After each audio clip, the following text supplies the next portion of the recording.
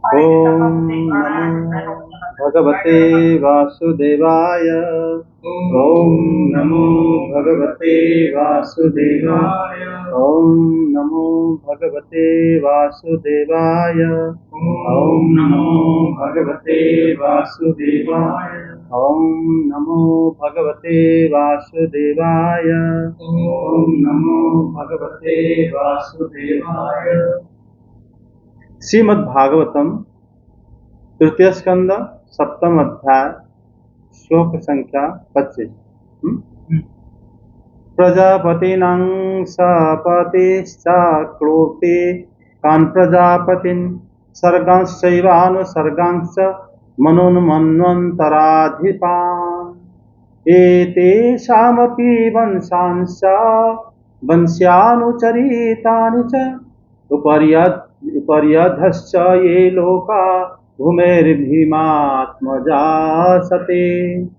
अनुवाद करते हैं। वह विराट ब्रह्म आदि प्रजापतियों का भी प्रभु है। उसने किन किन प्रजापतियों को उत्पन्न किया तथा सर्ग अनुसर्ग और मनवंतरों के अधिपति मनुओं की भी किस प्रकार क्रम से रचना की। मैत्रेय जी, उन मनुओं के वंश और वंशधर राजाओं के चरित्रों का पृथ्वी के ऊपर और नीचे के लोगों तथा भूलोक के विस्तार और स्थिति का भी वर्णन कीजिए तथा ये भी बताइए कि तिर्यक, मनुष्य, देवता, सरीसृप, सर्प आदि रेंगने वाले जंतु और पक्षी तथा जरायुध, स्वेदक, अंडज और उद्भिद ये 4 प्रकार के प्राणी किस प्रकार उत्पन्न हुए। आगे श्री हरि ने सृष्टि करते समय जगत की उत्पत्ति, स्थिति और संहार के लिए अपने गुणावतार ब्रह्मा, विष्णु और महादेव रूप से जो कल्याणकारी लीलाएं की उनका भी वर्णन कीजिए। आगे वेश, आचरण और स्वभाव के अनुसार वर्णाश्रम का विभाग, ऋषियों के जन्म कर्म आदि, वेदों का विभाग, यज्ञों का विस्तार, योग का मार्ग, ज्ञान मार्ग और उसका साधन सांख्य मार्ग तथा भगवान के कहे हुए नारद पंचरात्र आदि तंत्र शास्त्र, विभिन्न पाखंड मार्गों के प्रचार से होने वाली विषमता, नीच वर्ण के पुरुष से उच्च वर्ण की स्त्री में होने वाली संतानों के प्रकार तथा भिन्न भिन्न गुण और कर्मों के कारण जीव की जैसी और जितनी गतियां होती हैं वे सब हमें सुनाइए। ब्राह्मण, धर्म, अर्थ, काम और मोक्ष की प्राप्ति के परस्पर अविरोधी साधनों का, वाणिज्य, दंड नीति और शास्त्र श्रवण की विधियों का, श्राद्ध की विधि का, पितृगणों की सृष्टि का तथा काल चक्र में ग्रह, नक्षत्र और तारागण की स्थिति का भी अलग अलग वर्णन कीजिए। दान, तप तथा इष्ट और पूर्व कर्मों का क्या फल है। प्रवास और आपत्ति के समय मनुष्य का क्या धर्म होता है। निष्पाप मैत्रेय जी, धर्म के मूल कारण श्री जनार्दन भगवान किस आचरण से संतुष्ट होते हैं और किन पर अनुग्रह करते हैं यह वर्णन कीजिए। द्विजवर, दीन वत्सल गुरुजन अपने अंगत शिष्यों और पुत्रों को बिना पूछे ही उनके हित की बात बतला दिया करते हैं। भगवान, उन महदादी तत्वों का प्रलय कितने प्रकार का है तथा जब भगवान योग निद्रा में शयन करते हैं तब उनमें से कौन कौन तत्व उनकी सेवा करते हैं और कौन उनमें लीन हो जाते हैं। जीव का तत्व, परमेश्वर का स्वरूप, उपनिषद प्रतिपादित ज्ञान तथा गुरु और शिष्य का पारस्परिक प्रयोजन क्या है। पवित्र आत्मन विद्वानों ने उस ज्ञान की प्राप्ति के क्या क्या उपाय बतलाए हैं, क्योंकि मनुष्यों को ज्ञान, भक्ति अथवा वैराग्य की प्राप्ति अपने आप तो हो नहीं सकती। ब्राह्मण, माया मोह के कारण मेरी विचार दृष्टि नष्ट हो गई है। मैं अज्ञ हूँ, आप मेरे परम सुहृद हैं। अतः श्री हरि लीला का ज्ञान प्राप्त करने की इच्छा से मैंने जो प्रश्न किए हैं उनका उत्तर मुझे दीजिए। पुण्य में मैत्रेय जी, भगवत तत्व के उपदेश द्वारा जीव को जन्म मृत्यु से छुड़ाकर उसे अभय कर देने में जो पुण्य होता है, समस्त वेदों के अध्ययन, यज्ञ, तपस्या और दान आदि से होने वाला पुण्य उस पुण्य के 16वें अंश के बराबर भी नहीं हो सकता। मतलब यहाँ पर विदुर जी प्रश्न की झड़ी लगा दी है। बहुत सारे प्रश्न पूछे हैं इनको, मैत्रेय जी को। विदुर जी प्रश्न को पूछे हैं कि जीव का स्वरूप, परमात्मा के स्वरूप और गुरु शिष्य की प्रयोजन और जगत का स्वरूप इत्यादि उनको बताइए।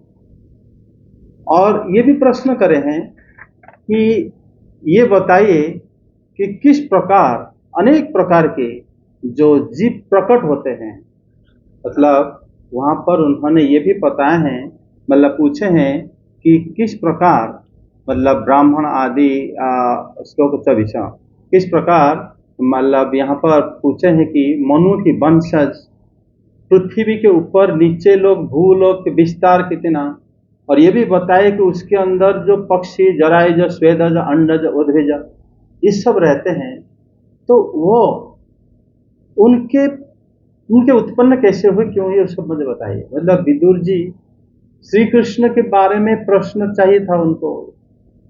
जय जगन्नाथ। देखो यहाँ पर विदुर जी का जो प्रश्न है, वो प्रश्न आपको, प्रश्न के ऊपर अगर आप चाहो तो प्रश्न भी कर सकते हो, और काफी आपको लगेगा आश्चर्य ये कि इस प्रकार प्रश्न भी किया जाता है। विदुर जी आए थे भागवत ज्ञान या किस ज्ञान को जानने से हम मोक्ष हो जाएंगे, जो ज्ञान भगवान श्री कृष्ण ने बताए हैं वो जानने के लिए आए थे मैत्रेय जी के पास। उद्धव जी उनको मैत्रेय जी के पास भेजे थे। लेकिन ये आके जो प्रश्न कर रहे हैं, प्रश्न में उनको पूछ रहे हैं कि मनु की वंशज, मनु जो वैवस्वत मनु अभी चल रहा है, पहले था हमारे स्वयंभू मनवंतर, सारोचिष मनवंतर, ये मनु के वंशज, उनके पुत्र, उनकी किससे शादी हुई, उनके बारे में डिटेल हमें चाहिए, ये उनका प्रश्न है। दूसरा उन्होंने बताया कि पृथ्वी के ऊपर और नीचे जो लोग रहते हैं उनका विस्तार, पहले तो वो कितने बड़ा है, उनका विस्तार हमें चाहिए, पृथ्वी का, नीचे लोग, ऊपर लोग, सब ये। और आप ये भी बताइए कि मनुष्य और तिर्यक देवता और उसके अंदर पक्षी पशु जो भी रहते हैं, उनका उद्भिज, जो जितना भी पेड़ पौधे रहते हैं, उनके सब प्रकार के, किस प्रकार के प्राणी रहते हैं, वो भी मुझे जानना है। अगर आप श्री कृष्ण के बारे में जानना है तो अगर आप पूछोगे कि आपके पूरे बगीचे में कितने कीड़े मकोड़े रह रहे हैं, कितने मतलब पेड़ पौधे रह रहे हैं, कितने लोग रह रहे हैं, उनका नाम क्या, कितने घर बनाए क्या, वो प्रश्न के साथ कृष्ण के प्रश्न कैसे संभव हो सकता है। और वो सब जानने के हम कहते बेकार क्यों बकवास करो भाई, कोई अच्छा प्रश्न करो, भगवान के बारे में पूछो। लेकिन विदुर जी तो कोई भी वृथा प्रश्न नहीं कर सकते ना, उन्होंने लेकिन प्रश्न करें, ये प्रश्न को ही पहले समझना चाहिए। फिर कह रहे हैं कि संपूर्ण सृष्टि स्थिति संहार जो हुआ है, सृष्टि हुआ, उसको पालन किया गया, फिर उसको डिस्ट्रॉय भी किया गया, वो हमारे हाथ में नहीं हुआ है, किसी ने करा है।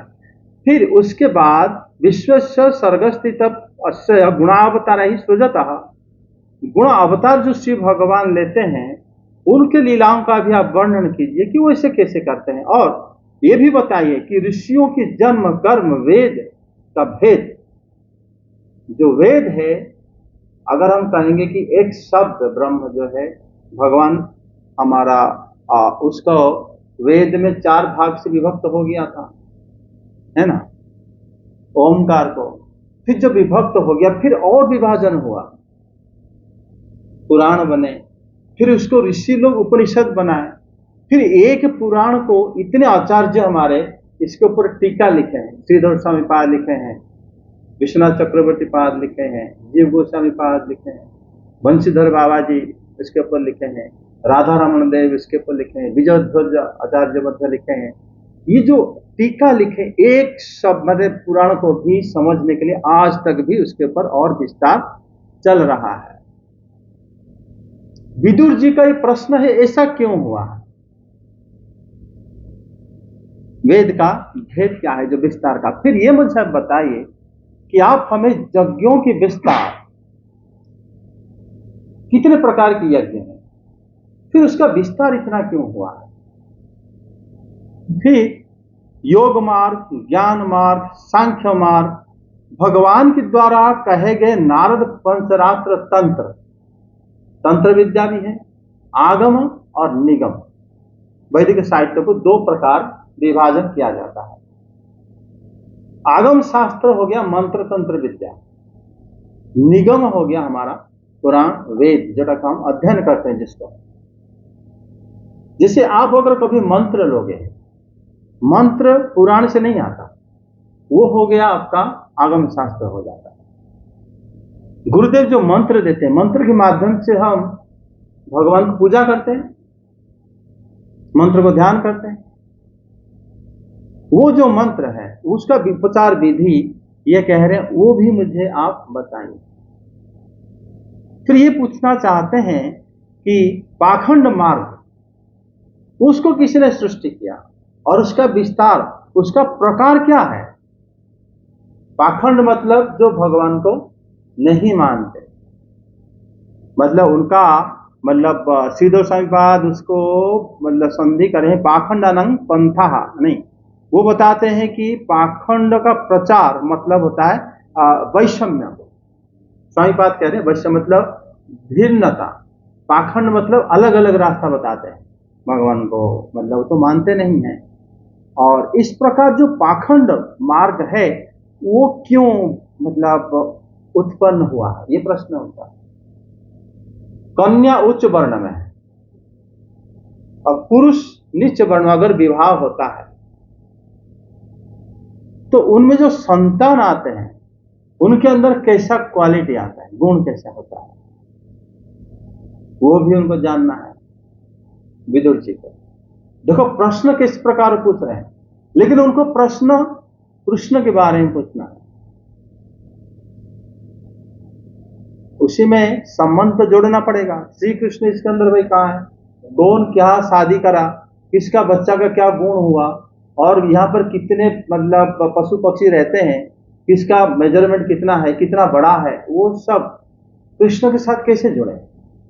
फिर वो कह रहे हैं कि हे ब्राह्मण, धर्म अर्थ काम मोक्ष प्राप्ति परस्पर अविरोधी साधनों को मध्य वाणिज्य दंड नीति शास्त्र श्रवण की विधि, ये सब आप मुझे अलग अलग बताएं।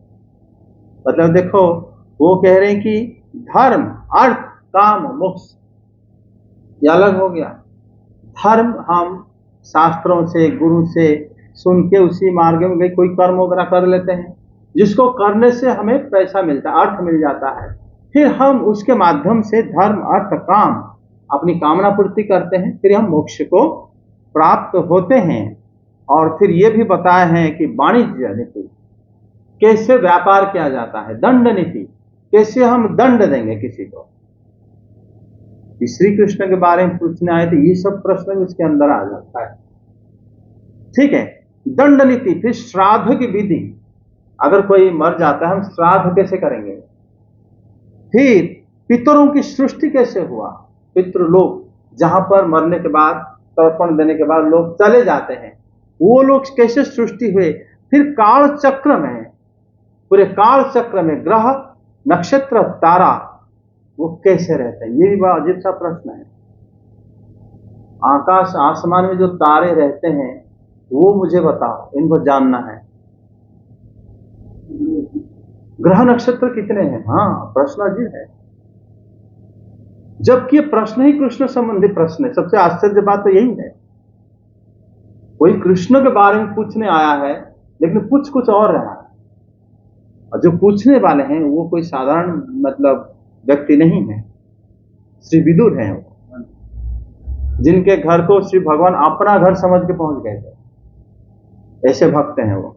ये कह रहे हैं, अनग आप मुझे दान तपस्या इष्ट कर्म इत्यादि जो पूर्त कर्म है, मतलब वो बताएंगे दानस्य तपसः वापि यत् इष्ट पूर्तय फलम, अगर हम दान करते हैं इसका फल क्या मिलेगा, अगर हम एक कुआं खोदते हैं लोग पानी पीने के लिए, गर्मियों में प्याऊ खोलते हैं, कोई पानी बांटता है, उसका क्या फल है।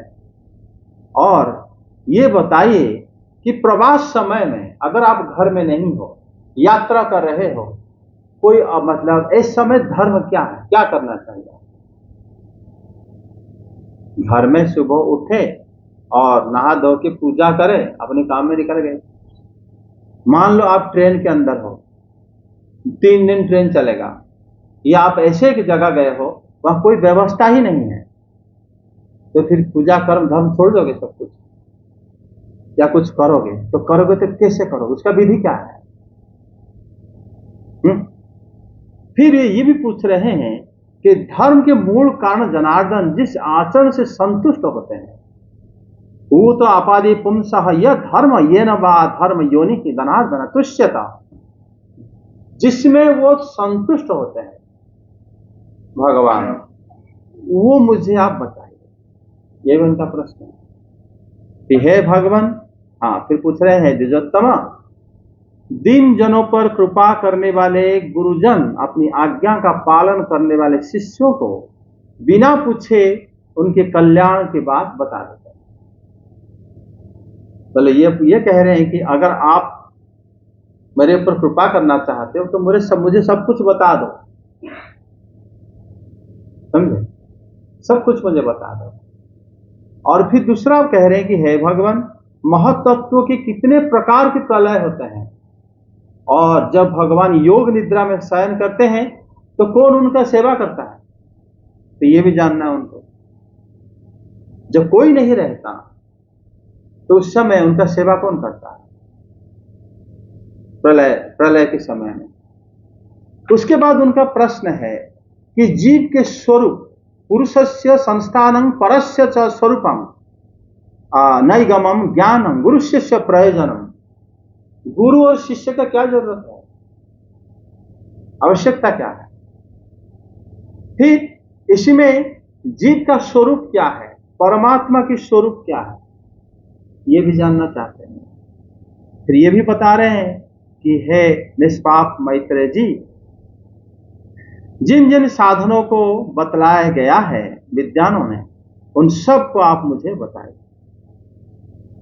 श्री हरि की लीलाओं का जानने की इच्छा से ही यह प्रश्न मैंने आपको पूछा है। बताओ, अगर लोग कहां पर कौन सी प्रकार पशु पक्षी के पतंग रहते हैं वो जानना है, और किसके साथ क्या शादी करने के बाद उनके बच्चे का क्या लक्षण होगा वो भी जानना है, मनवंतर के वंश चरित्र जानना है, उनके वंश के परंपरा में कौन कौन जन्म होते हैं। लेकिन वो कह रहे हैं कि हरे हे कर्म विविष्टया एतान प्रश्नान पृच्छतः, मैं हरि के बारे में जानने के लिए इसे आपको पूछा है। ये बड़ा महत्वपूर्ण, मतलब श्री भगवान को जानने के लिए आपको इस सब के बारे में जानना जरूरी है। इसका मतलब वही हो गया, आस पड़ोस जितने लोग रहते हैं, उनके बच्चे शादी करते हैं, कहाँ जाते हैं, उनके बाद क्या हुआ, ये सब आप अगर जानोगे कि भगवान श्री कृष्ण को जान पाओगे क्या, आप बताओ। हाँ, जान पाओगे ऐसे अगर आप करोगे, नहीं जान पाएंगे ऐसा तो। लेकिन ये कह रहे हैं कि मैं उनके बारे में जानने के लिए ही ये सब पूछा, ये सब पूछा। फिर उसमें भी ये भी पूछे हैं कि गुरु शिष्य का क्या जरूरत है, परमात्मा की स्वरूप क्या है, जीव का स्वरूप क्या है, हाँ, महत्व प्रलय कितने प्रकार के होता है।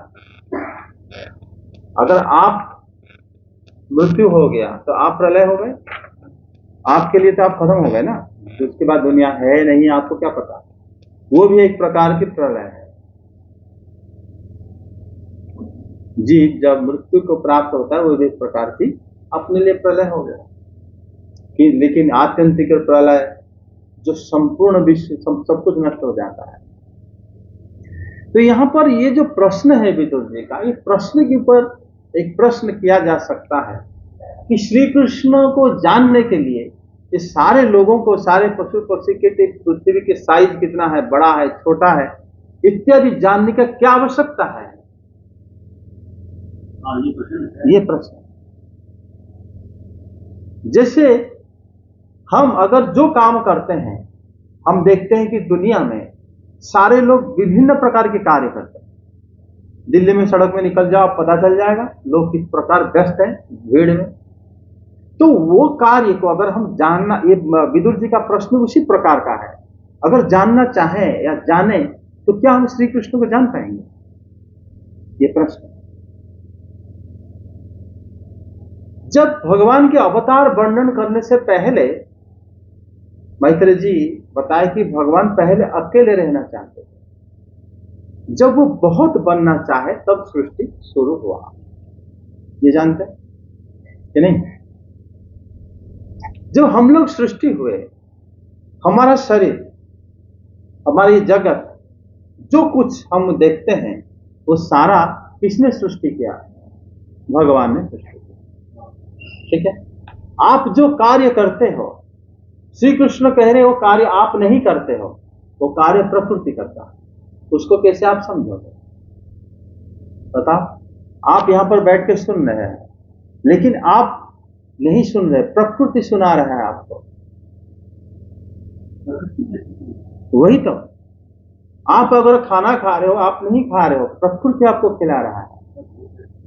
आप चल रहे हो, आप चल नहीं रहे हो, प्रकृति आपको चला रहा है। क्यों? प्रकृति क्रियमाणानि गुणैः कर्माणि, वो मेरे जो प्रकृति है उसी के अंदर क्रिया शक्ति है, वो काम कर पाती है। अहंकार विमूढ़ आत्मा कर्ता हम इति मन्यते, अहंकारी व्यक्ति सोचता है कि मैं कर रहा हूं, वो कुछ नहीं करता।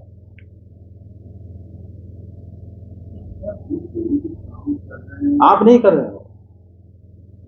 विदुर जी का प्रश्न इसी से रिलेटेड है। इतने लोग जो सृष्टि हुए हैं, वास्तव में परमात्मा भगवान ही इतने रूप में दिखाई दे रहे हैं। अद्वैतवादी जो लोग हैं वो कहते हैं कि जगत, देखो ये सब ज्ञान की बात है थोड़ा सा, क्योंकि ये अध्याय भी ऐसे ही है जो पूछ रहे हैं। ये भगवान की लीला नहीं है ये, लेकिन भगवान की लीला भी है, लेकिन ये बहिरंगा शक्ति के ऊपर है, अंतरंगा शक्ति के ऊपर नहीं है। भगवान जो परमात्मा ही सब रूप में हमें दिखते हैं। लोग चाहे गलत काम कर रहे हो, अच्छे काम कर रहे हो, सारे कार्य कराता कौन है? वो लोग नहीं कर रहा है, प्रकृति करा रहा है। ये बात को ध्यान रखो। अगर प्रकृति करा रहा है तो एक बंदा को गलत काम कर रहे हो पिटाई क्यों लगता है? उसको भी प्रकृति पिटा, मतलब पिटवा रहा है उसको। वो अपने आप को कर्ता मान लिया, इसलिए उसको दंड मिलता है। अपने आप को कर्ता मान लिया, उसको पुरस्कार भी मिलता है, स्वर्ग लोक आदि चला जाता है, उपभोग कर लेता है। और ये इसी जगत में भी बहुत मेहनत कर लिया, उसको अच्छे घर में रहने को मिल जाता है, पैसा कमा लेता है इत्यादि, तो पुरस्कार जैसे ही माना जाएगा। लेकिन दोनों चीज वो खुद नहीं करा, कुछ भी प्रकृति ने करा है। क्यों? जीव के अंदर इतनी शक्ति नहीं है कोई काम कर सके, प्रकृति काम कराता है। लेकिन जीव के अंदर है क्या? जीव के अंदर उसकी स्वभाव है, उसकी इच्छा शक्ति है, उसकी कामना है, उसको प्रकृति क्रियाशील कराती है। ये कैसे समझे? मृत्यु समय में आप ना चाहते हुए भी आप अपने आप को रोक नहीं पाते। रोक पाते हो कि मैं नहीं मरूं? इसका मतलब कोई और आपके शरीर को कंट्रोल कर रहा है, वो फिनिश कर दिया, आप चले। मतलब आपके अंदर वो शक्ति नहीं है कि आप उठ के खड़े हो जाओ, कर पाओगे? मृत्यु को टाल पाओगे? इसका मतलब ये समझ लेना चाहिए कि हम लोग जो काम करते हैं वास्तव में हम नहीं करते, प्रकृति कराती है। क्योंकि प्रकृति के अंदर क्रिया शक्ति है, हमारे अंदर क्रिया शक्ति नहीं है। यहां तक कि जब हम स्वप्न भी देखते हैं रात्रि को, उसके अंदर में भी प्रकृति ही हमें स्वप्न दिखाती है। समझे? जीव सिर्फ उसके अंदर इच्छाएं रहती है, कामनाएं रहती है, भोग करने की प्रवृत्ति रहती है, और जीव जब इस सब को परमात्मा ही उसको क्रियाशील करा देते हैं। समझे? जब हम मर जाते हैं, हम अपनी इच्छा शक्ति के साथ कहीं प्रवेश करते हैं, और शरीर जब हमें मिलता है, प्रकृति जब चाहती है किसी एक शरीर में हमको फिर प्रवेश करा देती है, फिर हम जन्म होके फिर काम करते हैं। जब पूरा प्रलय हो जाता है, वो सारे प्रलय जब होता है, हम अपनी स्वभाव के साथ भगवान के अंदर प्रवेश कर जाते हैं। उसी समय फिर हम अव्यक्त हो जाते हैं। भगवत गीता में अव्यक्तादीनि भूतानि, जो अव्यक्त पहले रहते हैं, मध्य में प्रकट होते हैं, फिर अंत में अव्यक्त हो जाते हैं। हम लोग पहले अव्यक्त रहते हैं। जैसे समुद्र के अंदर नदियां प्रवेश कर जाती हैं, समंदर के अंदर फिर कौन नदी गया, कौन सा पानी किसका है, हम पता नहीं लगा सकते। लगा पाओगे? समुद्र अगर 5 नदी चले गए अंदर, आप समुद्र के अंदर डुबकी लगा के बता दोगे कि ये पानी इसका है, ये पानी उसका है, ये नदी का है? मिक्स हो गए सर। जैसे शहद के अंदर बहुत सारे फूल का जो रस मिल जाता है, आप उसमें से निकाल सकते हो ये फूल का, जो हमारी बगीचे के फूल का रस का है, हम निकालो भाई, निकाल सकते हो। हम जब अव्यक्त हो जाते हैं उसमें हम अपने सारे स्वभाव के साथ उनके अंदर चले जाते हैं और वहां साम्य अवस्था हो जाते हैं। जब सृष्टि होता है तब भगवान क्या करते हैं, परमात्मा इक्षते न असक्तम, पहले ईक्षण करते हैं, प्रकृति को देखते हैं, तब वो सारे जीव समूह जो है उसी पर सृष्टि करने के लिए पहले भगवान प्रकृति से जब ईक्षण करते हैं, महत्त्व का जन्म होता है। महत्त्व जन्म होने के बाद अहंकार की सृष्टि होता है। अहंकार सृष्टि होने के बाद सबके अंदर अहम तो आ जाता है। उससे पहले अहंकार ही खत्म रहता है। आप हैं कौन पता ही नहीं चलेगा, मैं कौन, मैं शब्द चला जाएगा वहां पर। अव्यक्त अवस्था में जब व्यक्त अवस्था आता है वहां पर मैं शब्द आ जाता है कि मैं, उसी समय ही इंद्रियां, देवताएं और पंच तत्व आ जाते हैं। तब जीव जो है उनके स्वभाव के अनुसार सब जगह भी शरीर मिलता है। हम लोग भी भागवतम में पहले पढ़े थे, जब सारे देवता सृष्टि हो गए, सारे अवयव सृष्टि हो गए, वो लोग इकट्ठा नहीं हो पाए, सबके अंदर गुण धर्म अलग अलग है। जैसे पानी और अग्नि दोनों एक जगह में रह सकते हैं, बुझ जाएगा अग्नि, है कि नहीं? लेकिन सब अलग अलग रहते हुए श्री भगवान सबके अंदर दोबारा प्रवेश करें, ये बात हम पढ़े थे। सबके अंदर भगवान दोबारा प्रवेश करें, इसका मतलब ये हुआ कि हमारा शरीर, जितने लोगों का शरीर मिला है, सब परमात्मा की द्वारा ही मिला है। जीव के अंदर कोई शक्ति नहीं है कि वो अपना शरीर बना ले। हमारा शरीर को देखो, हमारा शरीर, आपका शरीर, सारे शरीर जो है बना हुआ है, ये शरीर एक मिथ्या स्वरूप है। श्री नारद सप्तम स्कंद में बता रहे हैं ये शरीर मिथ्या स्वरूप है। क्यों? ये शरीर के अंदर हम जो अवयव हमारे शरीर के अंदर है, हम नहीं कह सकते ये मिट्टी या जल या आकाश या वायु अग्नि इस शरीर के अंदर इतनी इतनी अंशमय है, हम नहीं बोल सकते। जंगल में बहुत सारे पेड़ हैं, अगर आप एक पेड़ को खींचो वो पेड़ ही बाहर आ जाएगा, लेकिन हमारा शरीर का एक उंगली को खींचो पूरा शरीर खींच चला जाएगा।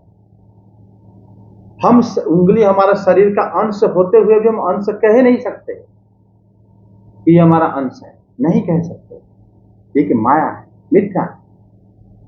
अगर ये आपका अंश है तो आप बताओ कितने उंगली मिलने के बाद आपका शरीर बन जाएगा,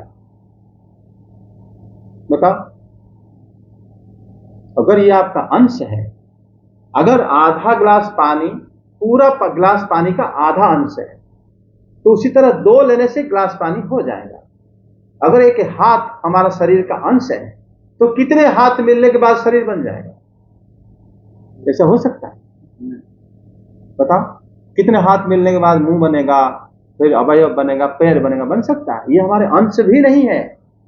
अंश को अंश कहने पर भी दोष लग जाएगा। ऐसा हमारा शरीर है, बिल्कुल मिथ्या स्वरूप, माया।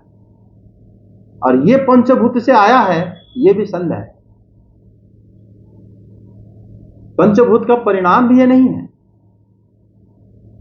इसके अंदर पंचभूत किस प्रकार इंद्रियां रहते हैं, आप देखोगे जब मृत्यु हो जाता है शरीर का, जला लेते हैं या या दफना देते हैं, शरीर पूरा इतना कुछ हो जाता है, पता ही नहीं चलता, और आंख खड़ा होकर बिल्कुल मैक्स हो जाता है। एक इतना विशाल वृक्ष जब जमीन से ऊपर उठता है, हम नहीं कहेंगे बहुत सारा मिट्टी ले लिया उन्होंने लेकिन मोटा हो गया, ऐसा नहीं।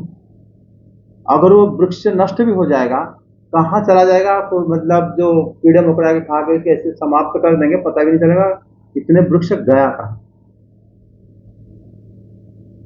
समझे? परमात्मा की वजह से हमारा शरीर का एग्जिस्टेंस है। वो ही बांस करके कराए शरीर को। लेकिन यहां पर प्रश्न ये उठता है, उन्हीं के वजह से ही हमारा शरीर का एग्जिस्टेंस है। क्यों? क्योंकि परमात्मा ज्ञान स्वरूप है। उनकी प्रकृति जो काम करती है, सृष्टि स्थिति प्रलय करती है, उसके अंदर ज्ञान नहीं है।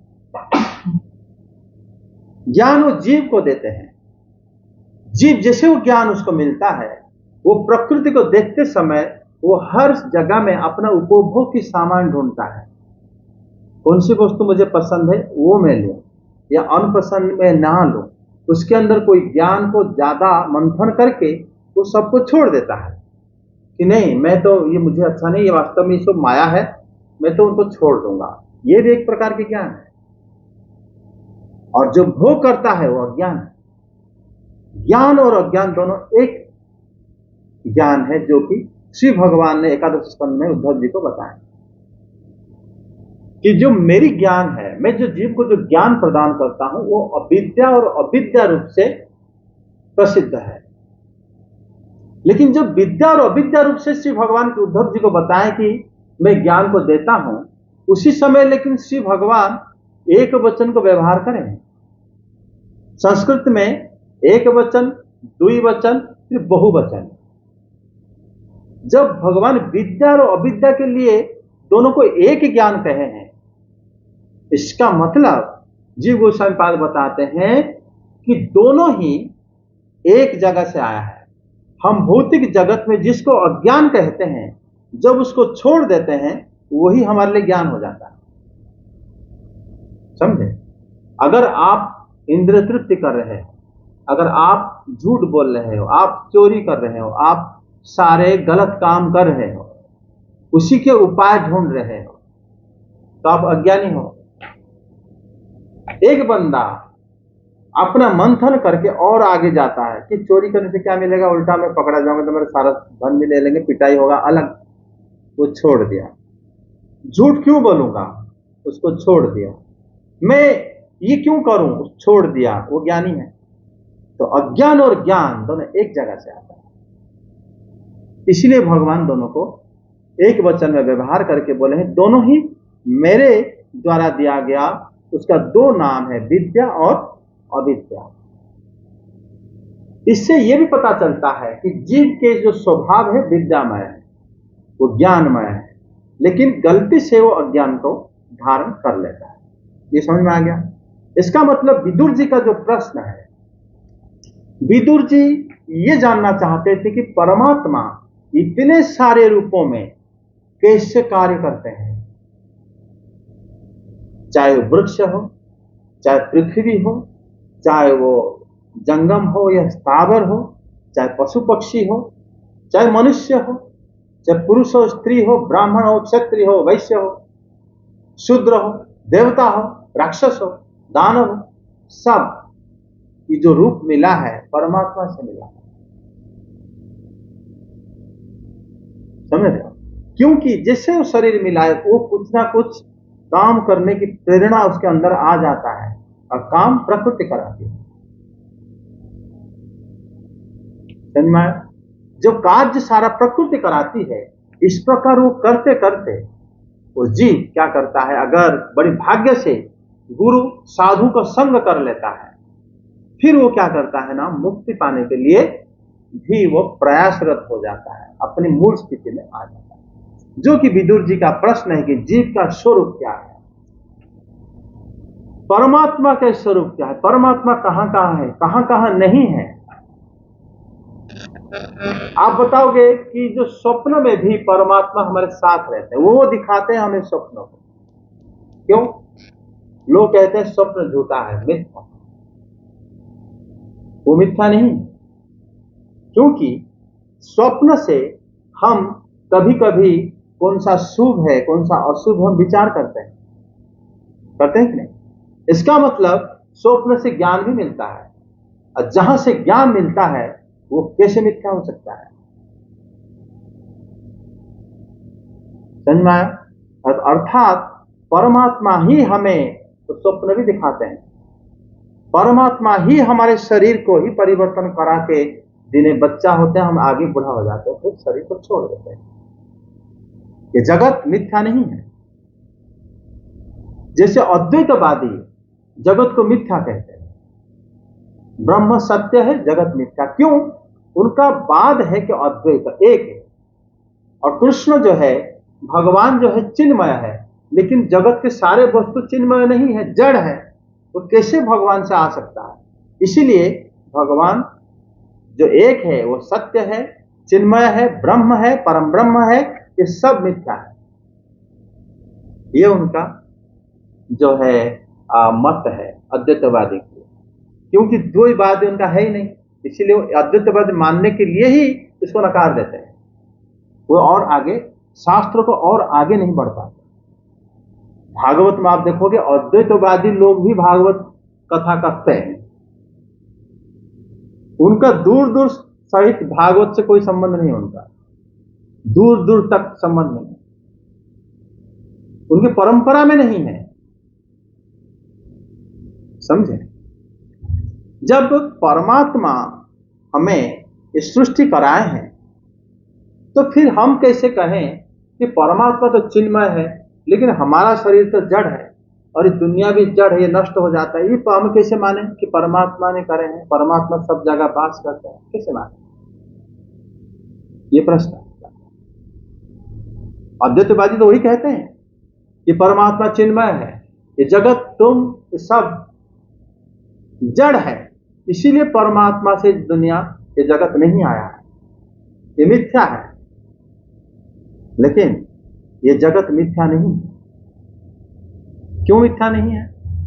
क्योंकि जगत अगर मिथ्या होता, इसी जगत से हम लोग ज्ञान को लेकर परमात्मा को प्राप्ति करते हैं। जगत मिथ्या कैसे हो गया? जगत अगर मिथ्या होता, इस जगत से तो आप ज्ञान लेते हो, कि दूसरे जगह तो जाके ज्ञान नहीं लेके आते। जगत से ज्ञान आहरण करके तुम परमात्मा को प्राप्त करते। जगत मिथ्या कैसे हो सकता है? एक मिथ्या वस्तु से सत्य ज्ञान कैसे प्राप्त हो सकता है? इसलिए जगत मिथ्या नहीं हो सकता। थोड़े फिर हम कैसे कहें कि परमात्मा चिन्मय है, लेकिन हम तो जड़ है, दुनिया जड़ है? इसमें यह विचार है कि परमात्मा जो है उनकी अनंत शक्ति है, इसको नाकार नहीं सकते। अनंत शक्ति की वजह से वो जीवों को, इस सृष्टि को बहिरंगा शक्ति माध्यम से ही सृष्टि को कर लेते हैं। समझे? क्यों? आप रेगिस्तान कभी गए होंगे, डेजर्ट लैंड, जहां पर मरीचिका दिखता है, पानी दिखता है, रोड पे दिखता है। आप पानी को घर में देखा है? पानी को अपने तालाब में देखा है कि नहीं देखा? नदी में देखा है? पानी को जब देखा है, आपने ये देखा है कि पानी के सामने, अगर पानी के पास अगर कोई पेड़ पौधा कुछ भी है, वो पानी में उल्टा दिखेगा, है कि नहीं? आप दूर से देखोगे, अगर उल्टा दिख रहा है यहां पर पानी, ठीक है? पानी में अगर लाइट पड़ेगा वो चमकेगा। अगर लाइट जला दो पानी का, ये आपने सीख लिया। ये दोनों ज्ञान को आप कहां पर व्यवहार करें? ना डेजर्ट लैंड में, रेगिस्तान में। अरे चमक भी रहा है, और ये वहां पर पौधा उल्टा भी दिख रहा है, ये पानी तो होगा, लेकिन वहां पानी नहीं होता। आपका जो ज्ञान है वो मिथ्या नहीं है, लेकिन आप पानी का संपूर्ण ज्ञान को वहां पर परख नहीं रहे। संपूर्ण ज्ञान हो गया, पानी शीतल भी होता है। इतने धूप में अगर वहां पर पानी है, तो यहां पर उसका प्रभाव में ये जगह ठंडा होना चाहिए। वो सब हम विचार नहीं करते। हमें वो जो अल्प ज्ञान बा, अधूरा ज्ञान को वहां प्रयोग करके बोलते हैं वहां पानी है, और जाते हैं वहां पानी नहीं होता।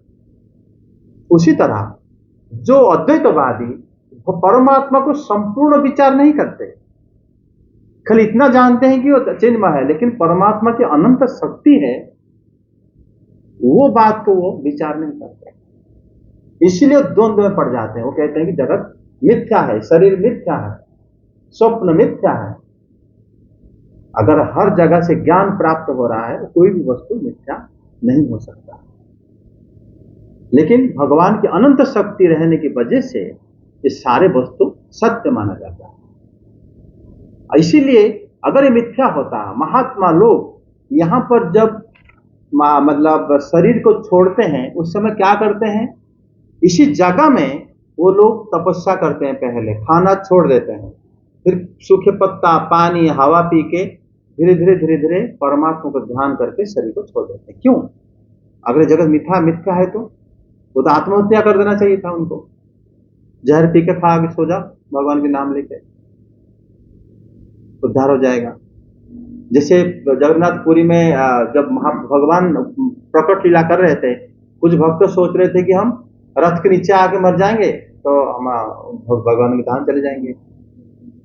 इस प्रकार भगवान मना कहते कि ऐसे इतना सस्ता नहीं,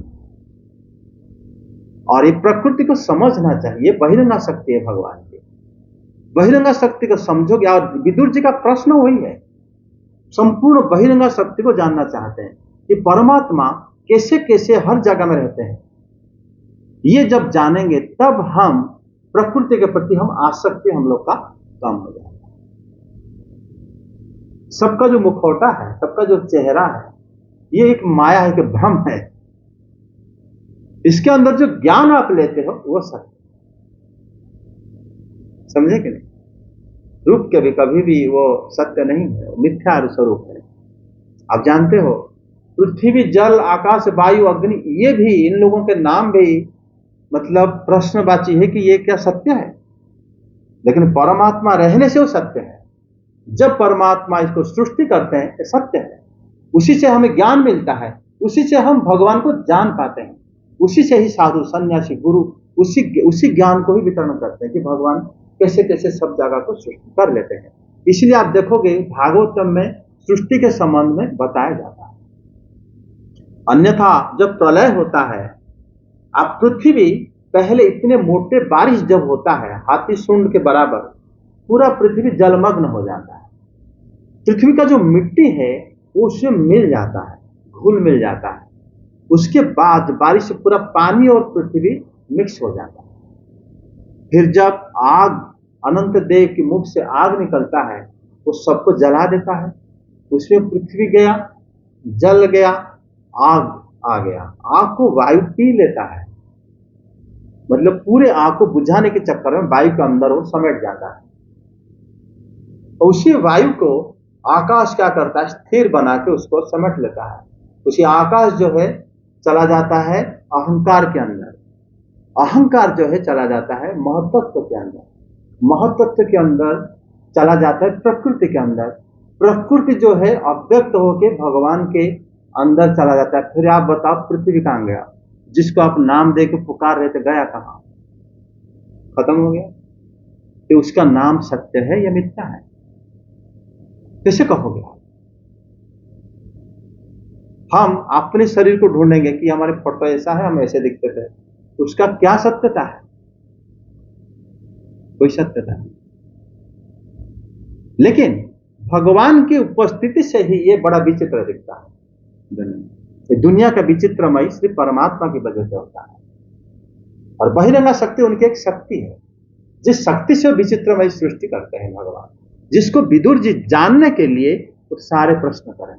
तभी उन्होंने प्रश्न को, अभी आप अगर सुनोगे तो आपको थोड़ा और समझ में आएगा। उन्होंने पता पूछे कि आप मनु की वंश को बताएं। क्यों? कि उन्हीं के वंश में ज्यादातर जो है भगवान अवतार लेते हैं, तो उनकी लीला उनको समझ में आएगा। पृथ्वी के ऊपर नीचे उसका विस्तार कितना है, कितने बड़ा है पृथ्वी, अर्थात परमात्मा जो पृथ्वी को सृष्टि करे हैं, कैसे सृष्टि करे हैं और कितने बड़े करे हैं। उसके अंदर जो वास करते हैं कौन? जो सरीसृप, पक्षी, जरायु, स्वेदज, अंडज, उद्भिज, ये सब किस तरह उत्पन्न हुए, ये सारा परमात्मा का स्वरूप है। जब तक वो नहीं रहेंगे, ना सेल डिवीजन होगा, ना ये बॉडी बढ़ेगा, ना घटेगा। आपके पास इतना शक्ति है, आप कर लोगे, अपने शरीर को बना लोगे। आप अपना चेहरा को देख के गर्व करो, मैं बहुत सुंदर हूं, ठीक है?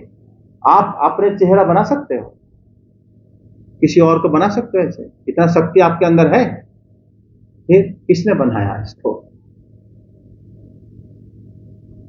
समझे कि नहीं? इसका मतलब यहां पर उनका जो प्रश्न है कि संपूर्ण विश्व की सृष्टि स्थिति संहार जो भगवान करते हैं, फिर जो ऋषि जन्म लेते हैं और उनका जो वेदों को जो विभाजन भगवान करते हैं, भगवान वेद विभाजन कर लेते हैं। सारे लोगों के अलग अलग कर्म है, अलग अलग इच्छाएं हैं, उनके स्वभाव है, और भगवान उसको पूर्ति करते हैं। फिर वो अपने आप को कर्ता मानता है। तभी आगे प्रश्न में कहते हैं कि यज्ञ का विस्तार, योग मार्ग, ज्ञान, इतने प्रकार की सृष्टि विचित्र है बड़ा। अगर एक ब्रह्म है और एक भगवान को हम भक्ति करना चाहिए, इतने विस्तार क्यों? ये परमात्मा की विचित्र लीला भी कह सकते हो आप लोग। इतना अनंत इच्छाएं हैं लोगों के अंदर, जीवों के अंदर, तो वो उसी को पूर्ति करने के लिए अलग अलग प्रकार के विचित्र लोग। और एक और बात देखोगे, प्रत्येक जीव अपने योनि में खुश है या दुखी है वो? आप कभी देखा कोई कीड़ा आके अलग सा बैठा है, रो रहा है कि भाई मैं क्यों कीड़ा बन गया, या कोई सुअर हो गया, या कोई कुछ नहीं, वो अपने वंश में अपने काम में खुश है। ये सृष्टि का बड़ा विचित्रमय है।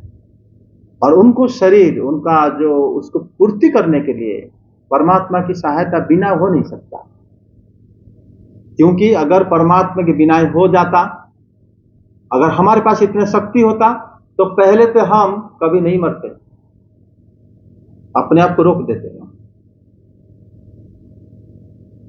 हम अपना चेहरा को हमेशा उस प्रकार रख देते कि हम लोग अगर करता अगर हो गए, लेकिन ऐसा हो पाता है? नहीं हो पाता। इसका मतलब कोई और ये सब कराया है, और जिन्होंने करा है वो उन्हीं के बारे में विदुर जी प्रश्न करें। कौन ये सब कराया है? किससे सृष्टि करते हैं? सृष्टि का मतलब ये नहीं कि हाँ जो टीवी में देखते हैं आसमान में वो आया आकाश। अरे सृष्टि का मतलब पहले अपने आप को देख लो, आप कैसे सृष्टि हुए, और फिर आप किस प्रकार वृद्धि लाभ स्थिति हो, कैसे रह रहे हो, फिर कैसे आप खत्म हो जाओगे एकदम। आपके बस में है तीनों चीज? बताओ, आप अगर बस में होता तो आप कहते मैं इस घर में चल मुझे बेकार हो गया, मुझे वहां जन्म होना चाहिए था, और मेरी पत्नी वो लड़की होती तो और अच्छा होता, मेरा घर वहां वाला होता तो अच्छा होता, मेरा चेहरा उस तरह होता तो और अच्छा होता। हम ऐसे नहीं सोचते हैं, लेकिन ऐसा नहीं हो सकता। हमारे पास कुछ नहीं। इस बात को जितना जल्दी समझ जाओगे, ये सब क्या ना, भागवत में इस बारे में चर्चा होता है, दूसरे शास्त्र में। हमारे पास कुछ नहीं, इस बात को जितना जल्दी समझ जाओगे, हाँ उतना अच्छा है। तभी वैराग्य आएगा, क्योंकि वो कह रहे हैं कि आप बताओ कि तंत्र मार्ग क्या है, क्योंकि उस माध्यम से हमें उसका शक्ति, या उसी माध्यम से हम अपने आप कम से कम जानेंगे। और भक्त इसको विचार करता है। भगवान बताते हैं जब मैं जीव को ज्ञान देता हूं, जीव उसी ज्ञान के माध्यम अनुसंधान करता है, जानने की कोशिश करता है कि नहीं? इस जगह में है क्या? ये प्रकृति नहीं करता। प्रकृति क्रियमाणानि गुणे, वो क्या करता ना, सृष्टि करेगी, मतलब प्रलय कर देगी। आप खाना बनाओ, खाना आप चले, प्रकृति बनाती है। आप इच्छा करे हो, आप में स्वभाव, आप कर्म है, लेकिन काम तो वो कराएगा, क्रिया शक्ति उसके अंदर है।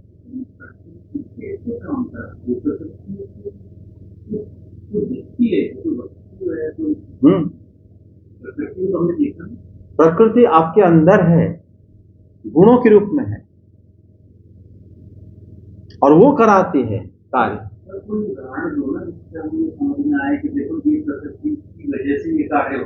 हाँ, सबसे बड़ी उदाहरण ऐसा है कि हम लोग जब कोई भी कार्य करते हैं, घर में हो, बैठ के जैसे सुन रहे हो आप, ये कार्य, सुनने का कार्य कौन कराता है? प्रकृति कराता है। कैसे? मान लो आपके अंदर इतना शक्ति नहीं है कि आप सुन पाओ, समझे? अगर आप सुन पाते, इतना शक्ति होता, तो जरूर आप चाहोगे कि मैं अमुक जगह में क्या चल रहा है मैं सुनना चाहता हूं, थोड़ा उस जगह में क्या हो रहा है मैं सुनना चाहता हूं। लेकिन आप ऐसा नहीं कर सकते। आप जहां पर बैठे हो, जो कुछ बोल रहा है आप इच्छा हो ना हो वह सुनते हो आप।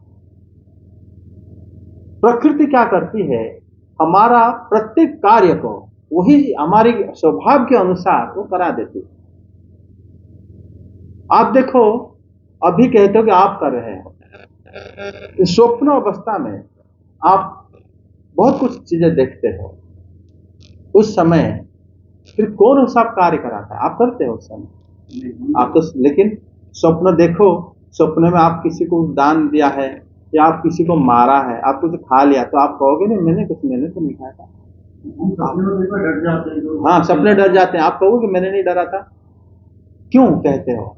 क्योंकि कर्ता हम इति मन्यते, हम अपने आप को कर्ता समझते हैं ये। लेकिन जब हम सत्संग से पता चलता है कि वास्तव में कर्ता परमात्मा है, वही हम सब कुछ कराते हैं, तो फिर हमें और ये भ्रम नहीं रहेगा। समझ में आ गया? तभी उन्होंने हमारे प्रलय के प्रकार पूछे हैं, और ये भी पूछे हैं कि सुखदेव गोस्वामी पाद कहते हैं कि जब उन्होंने ये प्रश्न करे, तब मतलब भागवत चर्चा के लिए प्रेरित जब हुए मैत्रेय मुनि बड़ा प्रसन्न हुए। अप्रहस्य निव तम आह, उन्होंने बड़े खुश हुए। लेकिन पहले देखो हम समझ रहे थे कि विदुर जी इतने सारे लोगों के बारे में पूछ रहे हैं, लेकिन सब कृष्ण के संबंध प्रश्न और सब परमात्मा को जानने के लिए प्रश्न है, भगवान की बहिरंगा शक्ति को जानने के लिए प्रश्न, इसीलिए उन्होंने प्रश्न करे। समझ में आ गया? जय जगन्नाथ। श्री कृष्ण गोविंद हरे मुरारे, हे नाथ नारायण वासुदेव। कृष्ण गोविंद हरे मुरारे, हे नाथ नारायण वासुदेव। श्री कृष्ण गोविंद हरे मुरारे, हे नाथ नारायण वासुदेव। श्री कृष्ण गोविंद हरे मुरारे, हे नाथ नारायण वासुदेव। श्री कृष्ण गोविंद हरे मुरारे, हे नाथ नारायण वासुदेव। श्री कृष्ण गोविंद हे नाथ नारायण वासुदेव। हरे कृष्ण कृष्ण कृष्ण हरे हरे, हरे राम राम राम हरे हरे। हरे कृष्ण कृष्ण कृष्ण हरे हरे, हरे राम राम राम हरे। कृष्ण कृष्ण कृष्ण हरे हरे, हरे राम राम हरे हरे। हरे कृष्ण कृष्ण कृष्ण हरे हरे, हरे राम राम हरे हरे। हरे कृष्ण कृष्ण कृष्ण हरे हरे, हरे राम राम राम हरे हरे। हरे कृष्ण कृष्ण हरे हरे, हरे राम राम राम हरे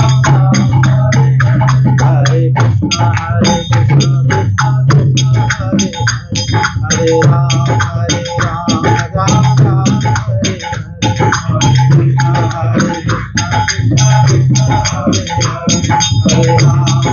हरे कृष्णा कृष्णा कृष्णा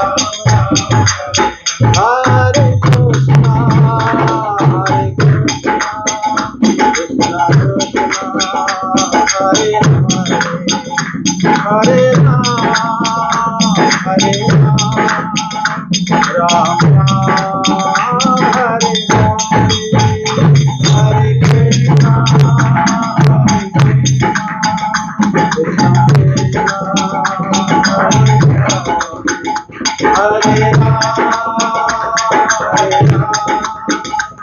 राम राम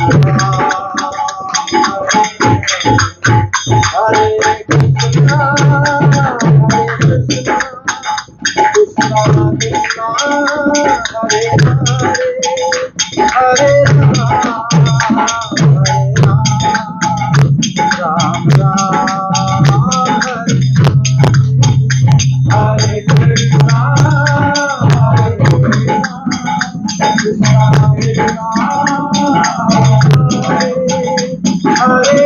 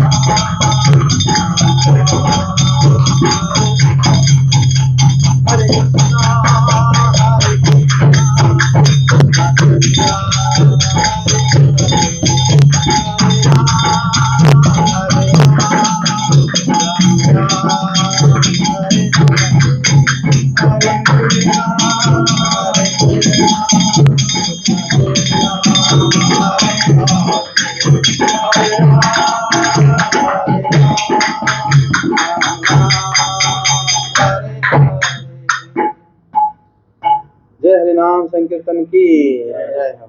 जय श्री कृष्ण चैतन्य प्रभु नित्यानंद श्री अद्वैत गदाधर शिवासादि गौर भक्त वृंद की जय।